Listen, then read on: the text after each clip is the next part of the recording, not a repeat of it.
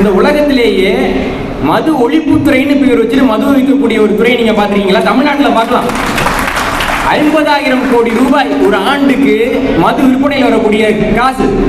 ஆனா மக்களிடம் வந்துட்டு மதுவை விலக்கணும், குடிக்கக்கூடாது, குடிச்சா அந்த பிரச்சனைகள் வரும், உங்களுக்கு மறுவாழ்வு தேவை என்று சொல்வதற்காக தமிழக அரசு ஒரு ஆண்டுக்கு 10 கோடி ரூபாய் கூட செலவு பண்றது இல்லை.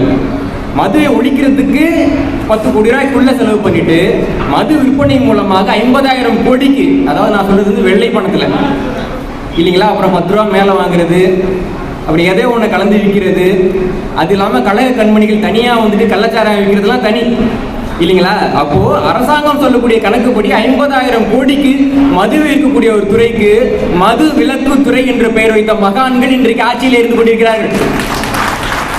இவர்கள் சொல்லக்கூடிய அந்த பிழை என்னன்னா, தமிழக அரசர்கள் வந்துட்டு பொதுமக்களுடைய நிலங்கள்லாம் எடுத்து பிராமணருக்கு கொடுத்துட்டாங்க. ஏன் சொல்றாங்க?